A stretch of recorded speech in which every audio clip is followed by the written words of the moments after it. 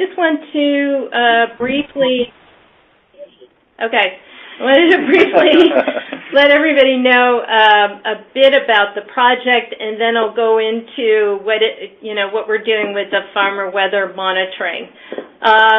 So the project is called the Zambia Fodder Pilot Project. It's funded by OFDA, so it's not a Title II project.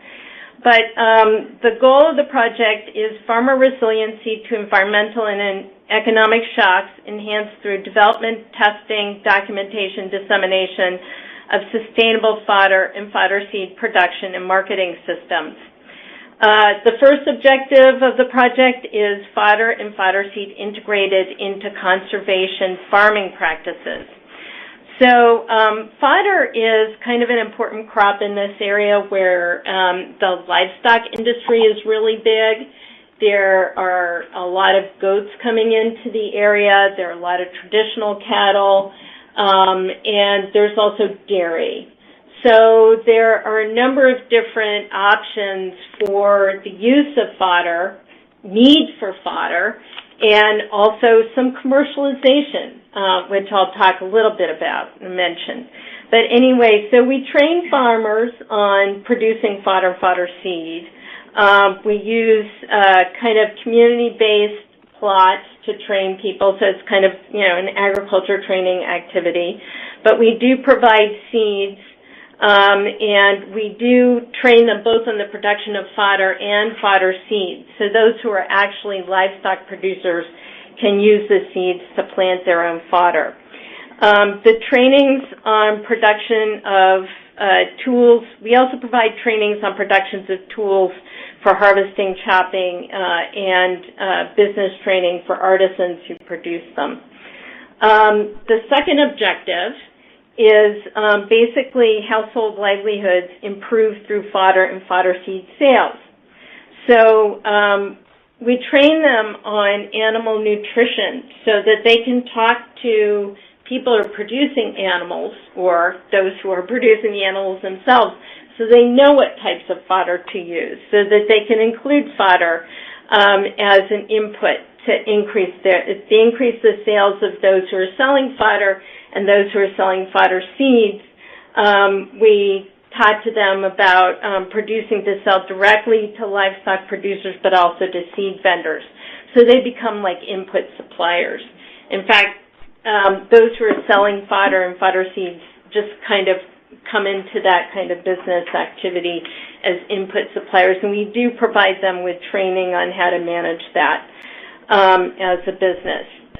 Then, in addition, what we wanted to do, we're kind of using this, as I mentioned, this is a pilot project, so part of it was trying to identify best practices that could be scaled up and, communicated to others. So we actually developed a manual that is being distributed at the moment on fodder and fodder seed production. But also we did this workshop in February, which I attended, which was for stakeholders, Ministry of Agriculture and Livestock, extensionists, local NGOs based in the whole thing was based in Livingston, but there was also demonstrations that talked about the farmer weather monitoring as part of this workshop. So some of the photos and some of the information that I got was actually from attending this workshop and talking to farmers. So that part was pretty cool.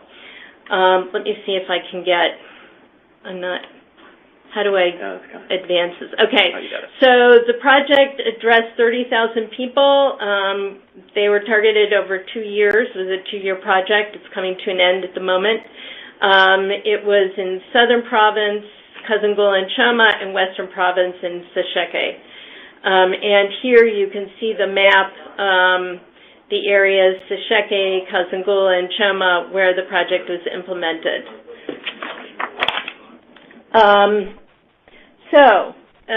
In the areas where we were implementing, there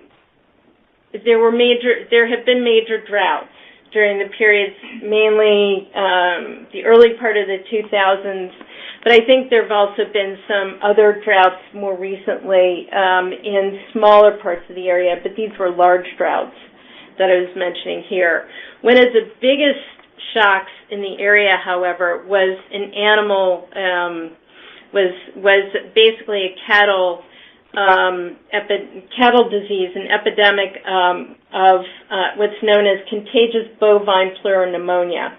Okay, which is so highly contagious that there was a cattle movement ban, many animals died, so lots of households lost large animals, lost cattle, and those that didn't die, a lot of them had to be destroyed. So in some areas, almost all of the households lost their animals, and it was just a major disaster for those households, major asset loss. It was a huge issue. We did do some restocking in some of those areas with another OPTA-funded project. We stocked goats, but that's a different kind of animal, and a lot of people are still wanting now to go back and get cattle. So, but that's improved some livelihoods, but then there was the fodder issue. So we also had to do kind of a fodder activity. Okay. All right. There's also a lot of flooding that takes place, and that has also caused a lot of issues and has exacerbated some of these livestock disease problems. And because of dryness, though, the flooding tends to be sometimes flash flooding, so whole areas would just get inundated very, very quickly. And some of the rains can be really untimely. So, for instance, the timing can be very, very unpredictable. This year, the rain started late in January and fell until April.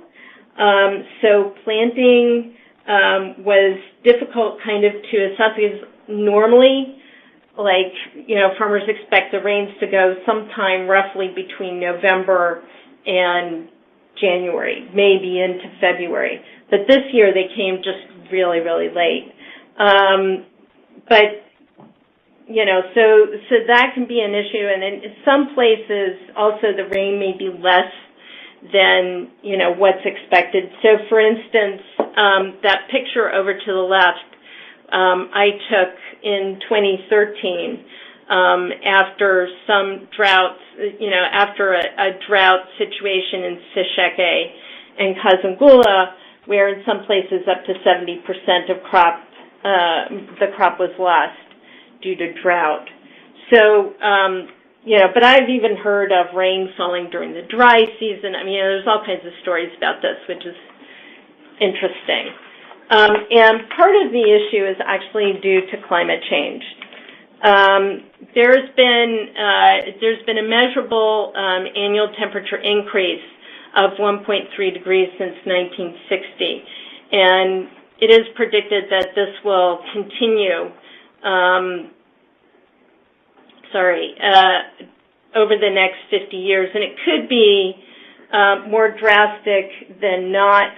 Currently the models are showing anywhere, so by 2060 there could be anywhere from a 1.2 degrees C to a 3.4 degrees C increase, depending on emissions. Same thing from 2090, anywhere from a 1.6 degrees C to a 5.5 degrees C, depending on emissions models. The frequency of hot days has increased, especially during June, July, and August, which is the dry season, and the frequency of cold days has decreased. And the main impact has been in the areas where we're working in western and southern Zambia. So, a large increase in vulnerability as a result of this. Now, in terms of rainfall, rainfall has declined, and it's been about 7.1 millimeters per month, or 2.3% per decade in the winter. And as I mentioned, it's kind of what they've noticed is it's getting later. So there's been a decline in September, October, November rain, increasing December, January, February, and this year we saw the March, April, May, which was kind of weird. But they do note, so what they're predicting in the future is maybe no major changes, but that the rainfall, the time is getting later in the year. And there has been a decline, as I mentioned, but interestingly, there are very strange effects with El Nino. And apparently the El Nino events have made rainfall much less predictable. So there is definitely a climate change impact in these areas. So as farmers are producing, one of the things I think historically that we've seen is that there's been a lot of sort of consistency in terms of the advice that extensionists give to farmers. They say basically you should have your crop in the ground by the end of November or beginning of December. Okay, so that you should start planting by end of November, beginning of December, so your crop's in the ground by mid-December. And then the rain should fall and there should be enough rain so that your crop will mature and you won't have these big gaps. Okay, unfortunately, that's not happening. That is starting to not be something that farmers can count on. So what to do? So these are actually some photos that I took in February during the workshop where we learned about farmer weather monitoring. So what we've been doing is working with some selected farmers to train them to take the lead in monitoring weather conditions closer to their homes. So like right in areas where many farmers are cultivating, where we're working with lots of farmers who are producing maize and so forth. As you can see here where the farmer is, he actually has his weather monitoring equipment located next to the field. Okay, we're not training every farmer, but we're selecting some farmers. Okay, and we've provided some low-cost weather monitoring equipment, which is linking them to the Zambia Meteorological Society. And the ZMS is actually providing the training to the farmers on how to monitor temperatures and rainfall. So we provided them with thermometers to monitor maximum and minimum temperatures. So as you can see, this like little house thing, this little box in here with the slats, actually has thermometers in it and to measure the maximum and minimum temperatures. And then, in addition, we've provided them with these rain gauges to measure rainfall. And in fact, there had been rain that day, so as you can see, there is some rain collected, rainwater collected.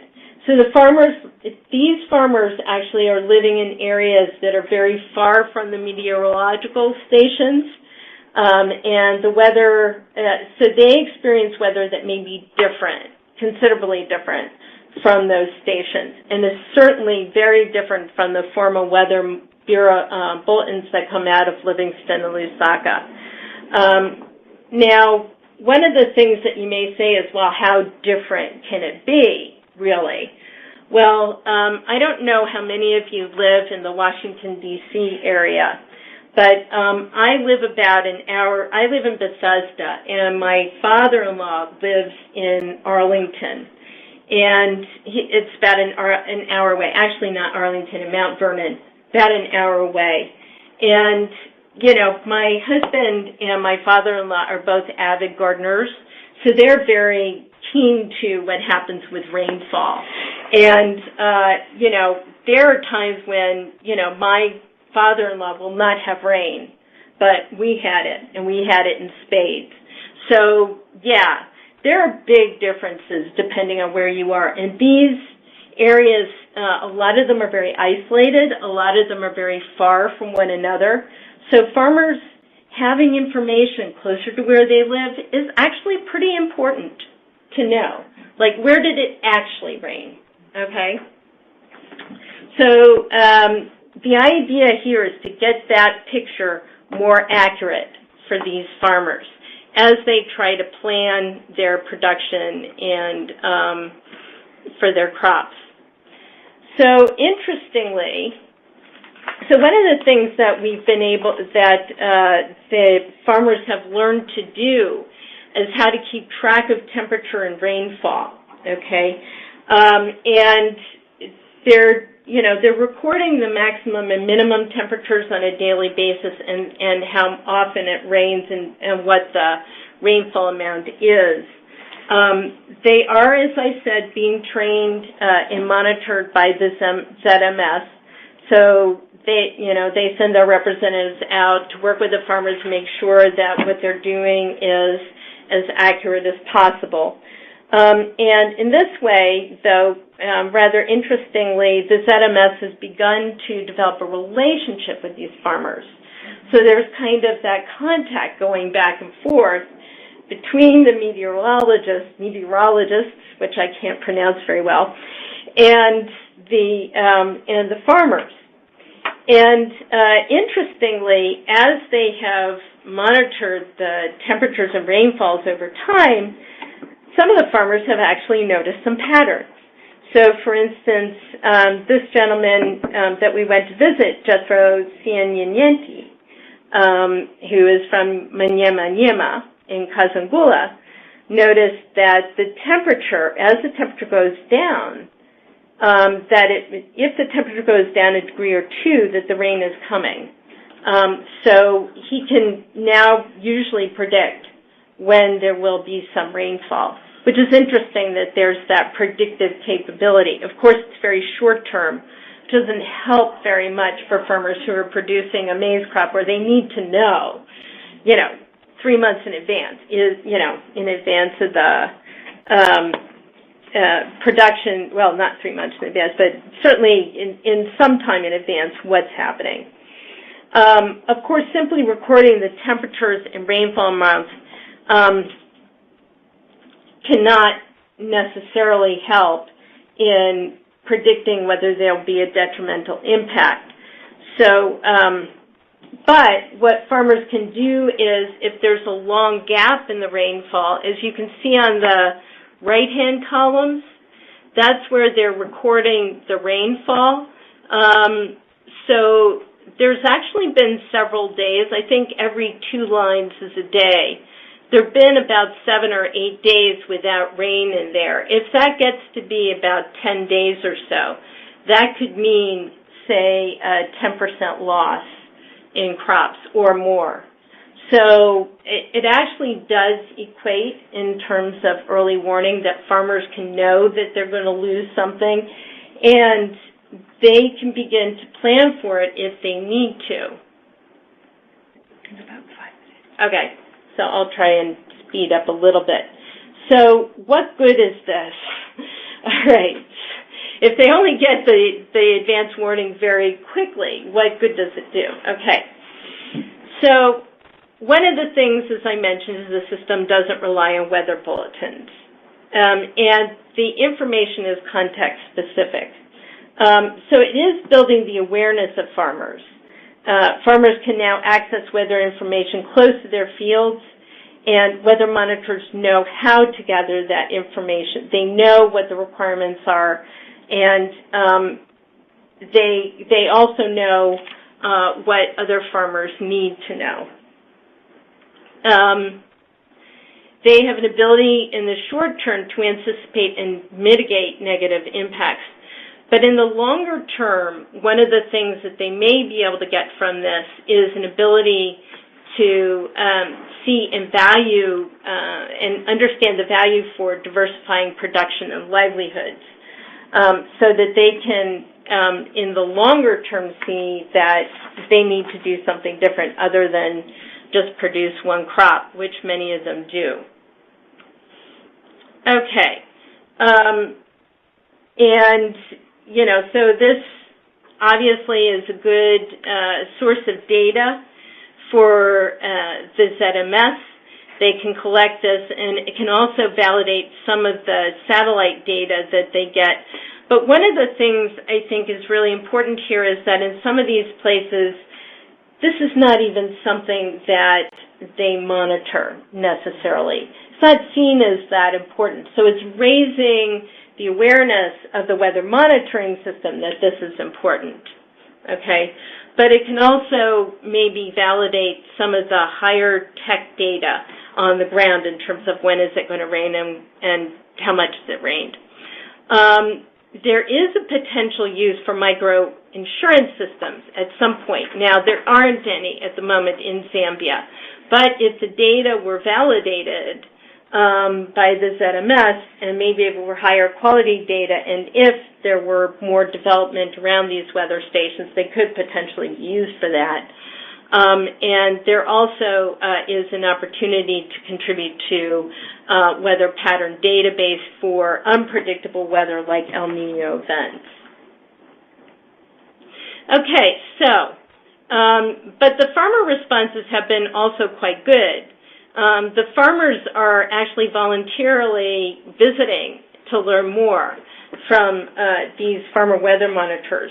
And the kinds of questions they're asking are obviously, when will it stop raining in April? If it's still raining, that's a problem. If your crop is drying in the field, you can lose a lot of it if the rain is still falling on it. They want to know when the rain will start next season. And will next season's rains be like this year's? Okay? Can your data predict floods or droughts? And how will we receive weather information after the project ends? So we're trying to build in more contact with the ZMS, who can maybe provide some of the long-range forecasts that can support and provide that accurate information. Now, one of the things I think we need to be looking at more carefully, and where as we scale up, I think, and as others maybe want to adapt this or take it on, and certainly I think the ZMS is recommending this, is that we go with something called the Stevenson Weather Screen, which includes more equipment in the screen. First of all, it's more standardized. It is something that provides kind of a standardized weather monitoring format. And this I got off the internet. You can certainly, Google Stevenson screen and you can get it. But it has a frame that shelters from the elements, rain, snow, high winds, etc., leaves, animals, and it provides instruments such as wet and dry bulb thermometers, and to record humidity and air temperature and so forth. And you try to keep it a standard height, 4.1 feet or 1.25 meters above the ground. You want to, it's painted white to reflect heat radiation, and it's designed to measure temperature of air in the shade and not in the sunshine. So that's the kind of standard thing. Now, what does it cost? There are different models, but you can probably get it and install it for something like $500, so not really expensive. The only problem is that they're not made in Africa, so you have to import them if you want them. Okay, so,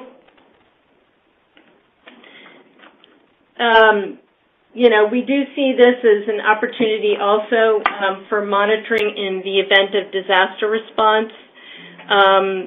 There are opportunities to report at the national, regional, and international levels once the weather data is collected. And it's also possible in terms of forecasting crop harvests. So an opportunity here to prepare for deficits prior to the actual the actual harvest, so you know what's happening to the crops out there. And I guess our next steps, we do have another project in this area, so we're looking to expand our weather monitoring activities.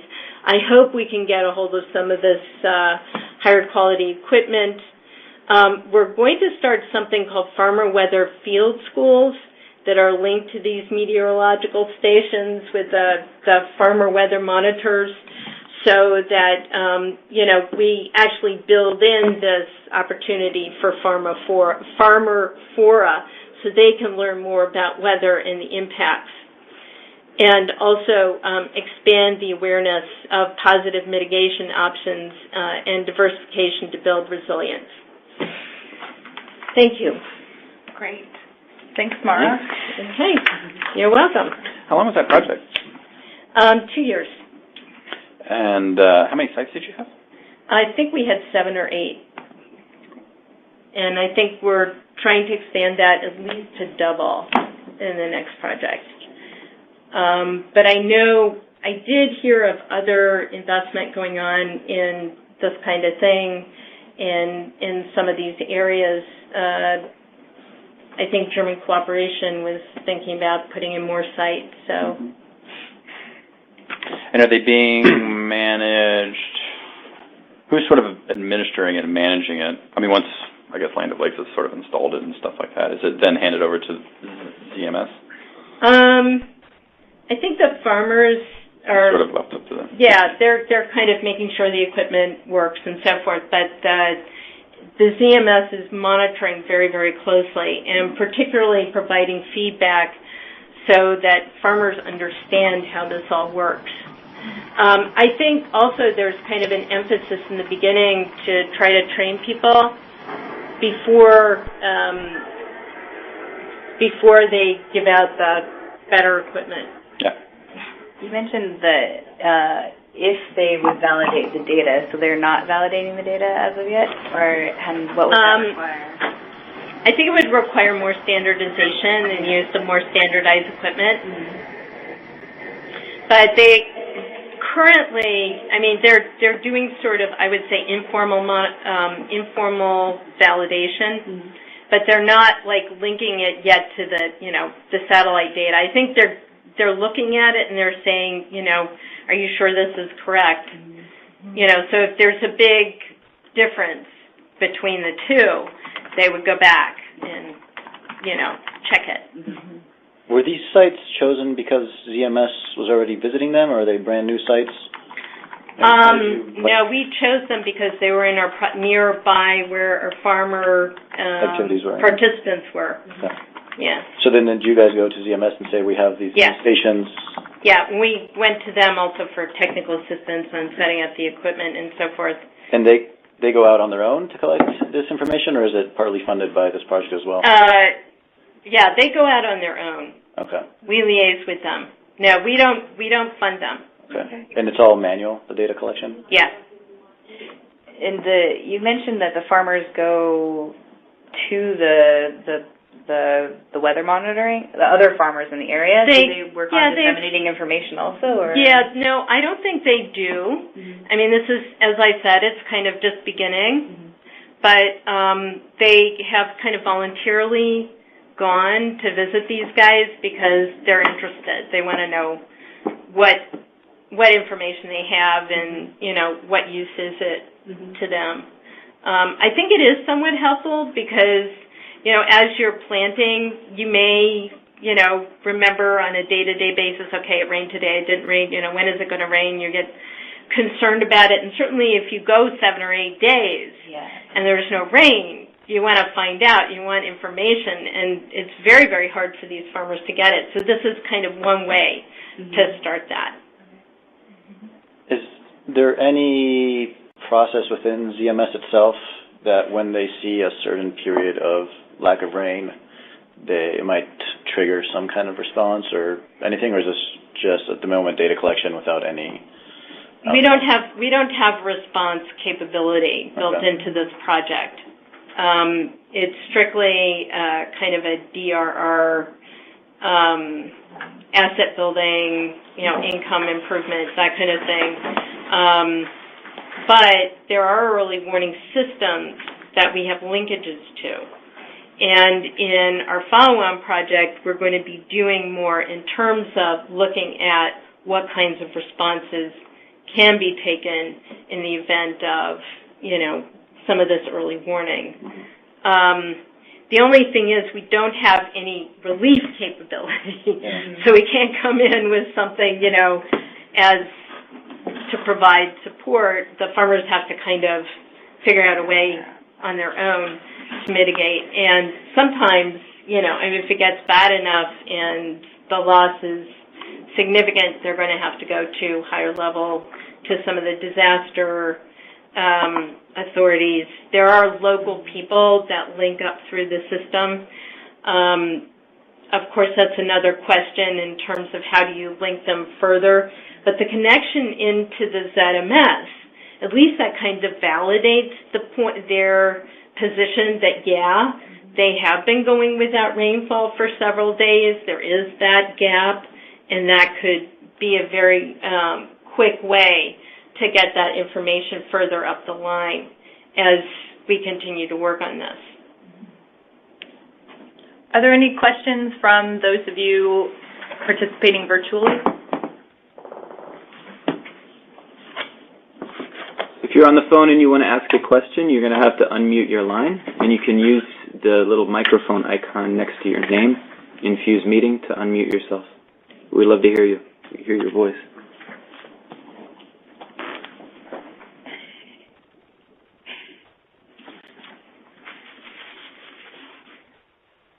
All right. Well, barring that, I think this is a nice segue into the last topic for our meeting today. I think Mara's presentation raises some really interesting ideas, some really interesting questions about sort of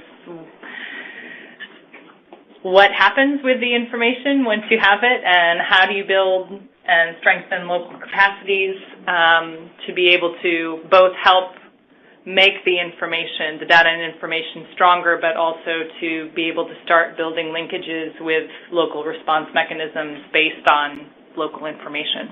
Yeah. And I think Jim's presentation, if we'd had it, would be a nice segue. So obviously we'll be talking more about that in the future. Absolutely. So I think with that, if other questions come up, you're obviously out to myself or to Patrick.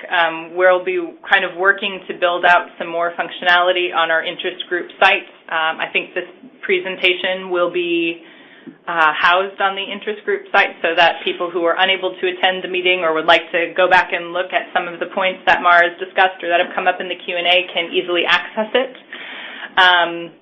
But in terms of sort of moving our agenda forward from here, the goal from this first meeting was just to sort of open up the discussion with an example from some of the work that continues to happen among us.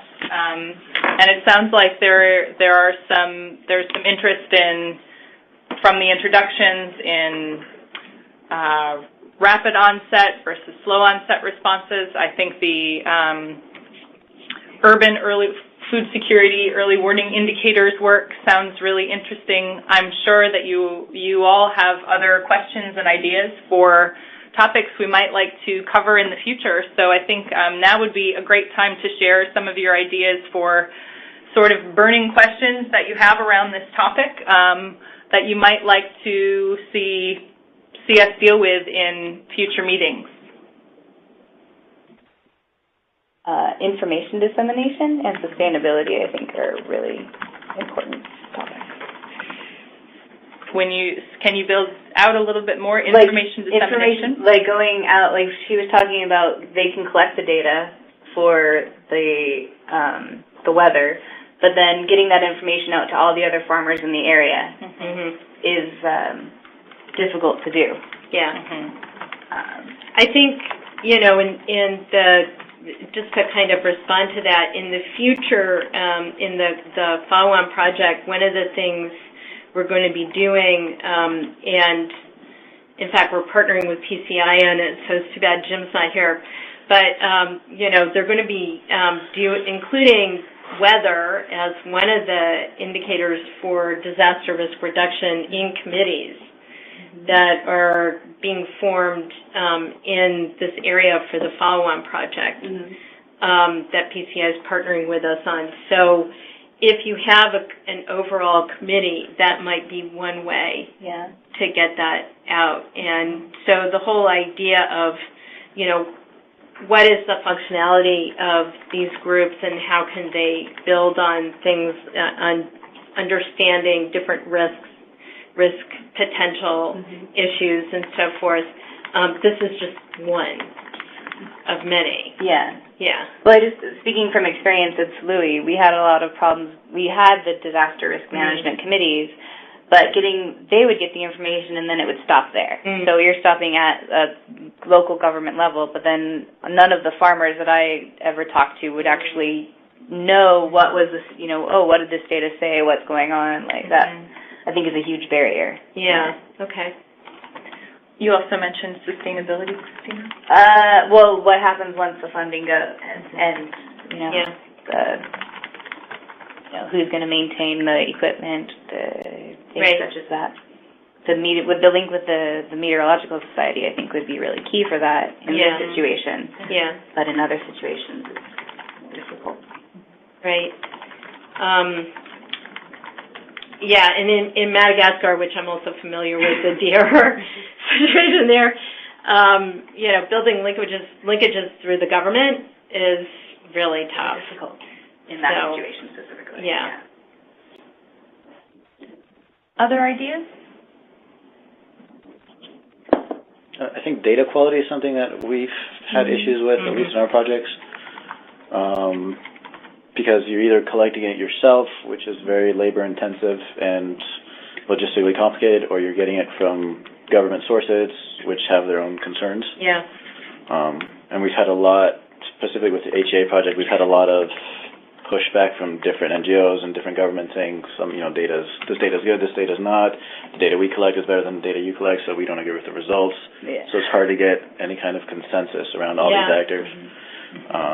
Yeah, this is something I think that we've even bumped up against in our previous discussions a lot.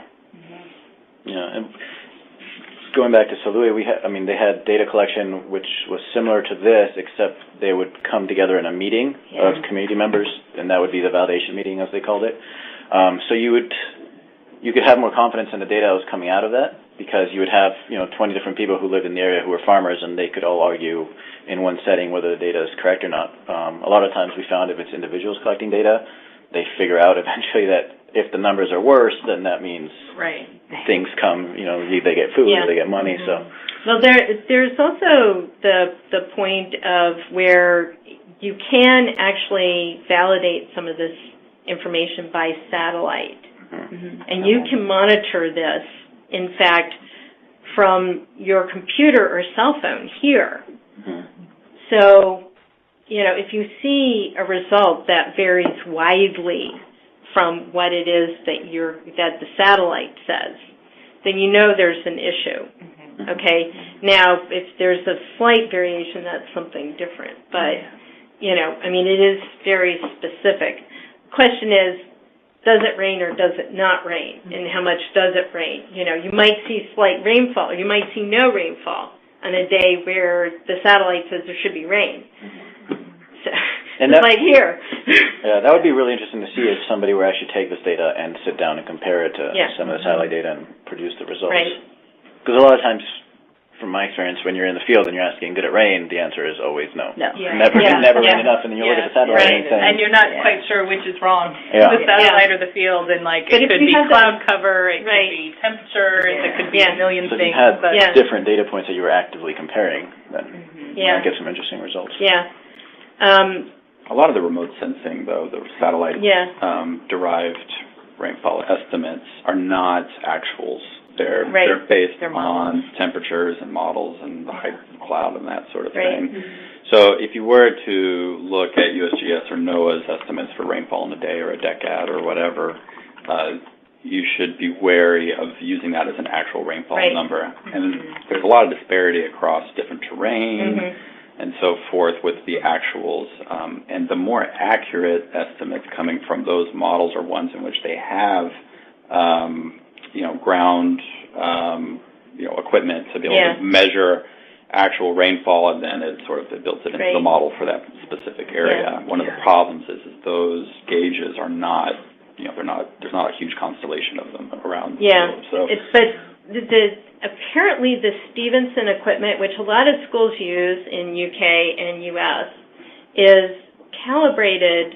It's designed to be standardized in terms of its calibration. So those would probably be the best ones to use. This is, and as I said, I don't know if we'll be getting them, but they're not that expensive, even though you have to import them, but you do have to import them. It'd be interesting to know if there is a capability, with the model you're looking at, to integrate with the larger rainfall estimates that go on, because if they can, it's kind of a lost opportunity. I mean, it's still, obviously, I think for the program you're doing, clearly there's a lot of value in it. But if it can, well, then you're sort of killing two birds with one stone. Exactly. Maybe, and that would be like a huge step up. Right. Although I don't know how much USA is sort of willing to sort of pay for that kind of thing. And then I don't know about how the integrates with the system. There needs to be data networking. It would have to be more institutionalized. But I would like to make a bit of a comparison here between the market monitoring that a lot of projects do and that FuseNet now taps into. So if this kind of thing could get out there and, the accuracy and the capability could be developed, then it could serve a similar kind of purpose. Yeah, it is. Yeah. So I want to be a little bit cognizant of time, since we are right at about our end time for the meetings. But I also want to make sure that the people on the phone, if you have, or participating through Fuse, I guess, whether on the phone or on your computer, if you have ideas or suggestions or questions, hot topics around this issue that you'd like to see us cover in the next meeting, please feel free to chime in here, and then we'll just quickly wrap up with a bit of a discussion about meeting length and frequency. Maybe we could start with Amy. Do you have anything, Amy?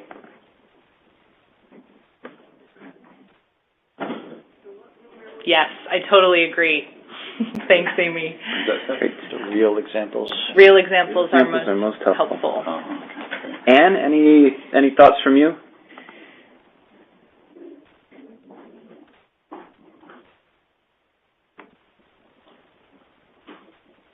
Anne said she was going to be in and out, so maybe she's not with us.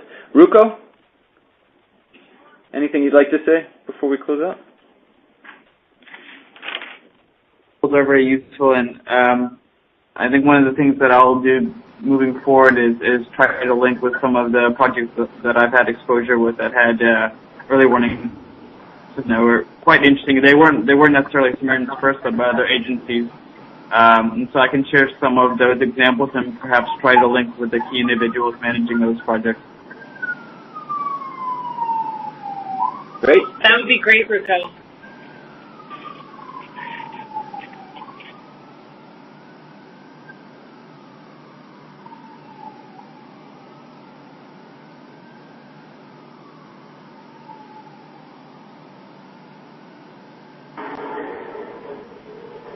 Okay, then I think we'll go ahead and just get ready to wrap up. I think the last two questions that I have were around meeting length.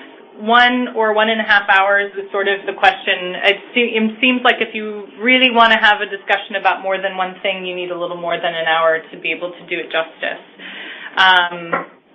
And if people have any ideas about that, and then periodicity for meetings.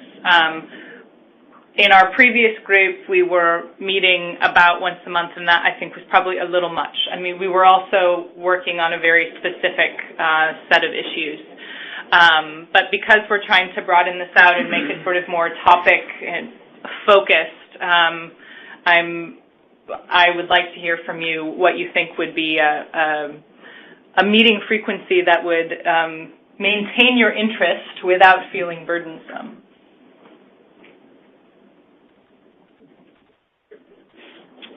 I don't know, maybe it's strangely kind of in Land O'Lakes, we tend to like to have meetings every 2 months, something like that. Yeah, I like that. And then, maybe enough time, since it's so infrequent, enough time that you could have a couple of presentations and still a discussion and that sort of thing. So maybe, I don't know. An hour and a half. Hour and a half, probably. Hour and a half. Every 2 thinking like 2 months. Hour and a half or 2 hours. For. I guess depending on kind of what the topic is. Yeah, sure. I mean, because if Jim would have gone, we would definitely be really running up against it. Yeah. And we wouldn't have the luxury to sort of discuss. Yeah.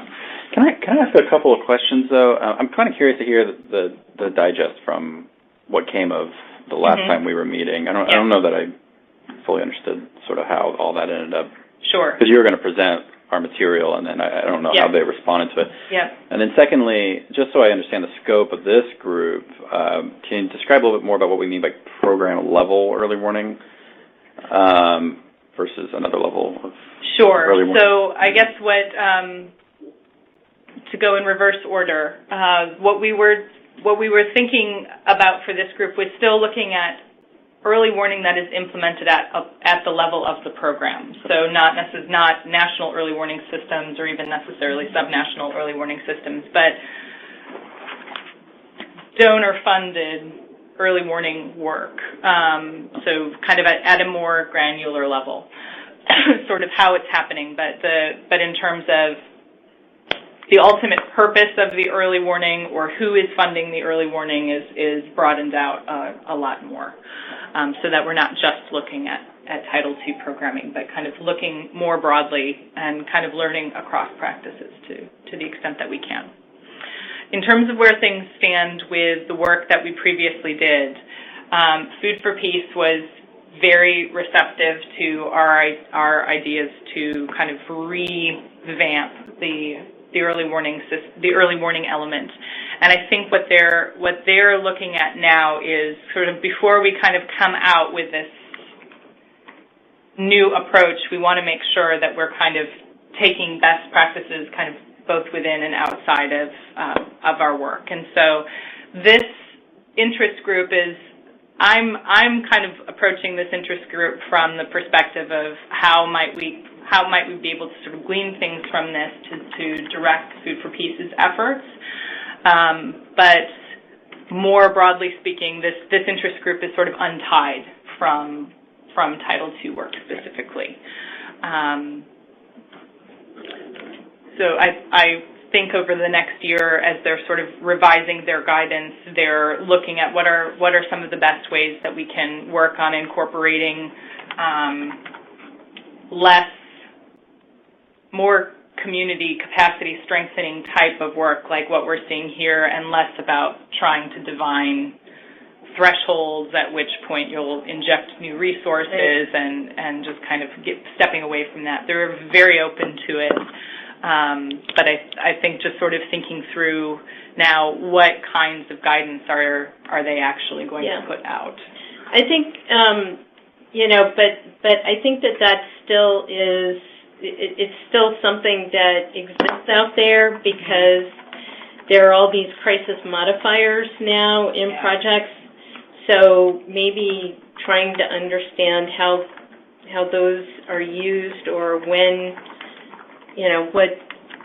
what is the decision making around crisis modifiers. Maybe get somebody from BFS who is in fact using them to explain that. I think wasn't there an interesting finding from the last time we were meeting about crisis modifiers, how we sort of learned that a lot of times they don't actually. There was another line of programming opening up rather than using the Title IIs for the... Right. Yeah. Which I thought was just really kind of a fascinating trend. Yeah. So if they're being used by BFS, is that something that Food for Peace is thinking about, or OSTA, or what are the roadblocks for making them work? Right. Absolutely. Yeah. Okay.